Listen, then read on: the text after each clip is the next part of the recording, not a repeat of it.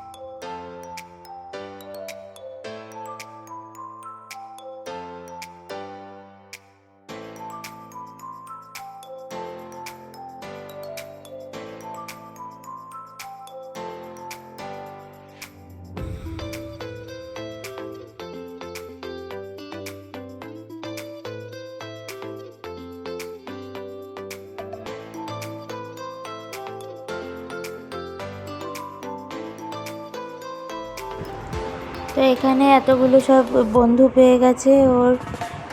ওর বয়সী অনেকেই আছে। তো এইসব পেয়েছে, খেলনা পেয়েছে, এইসব নিয়েও ব্যস্ত। সারা দুপুর আজকে ঘুমায়নি। তো আজকে সন্ধেবেলা বাড়ি গিয়ে খুব জ্বালাবে, বুঝতেই পারছি। তো যাই হোক, তো এখন আমরা চলে এসেছি। অনেকটা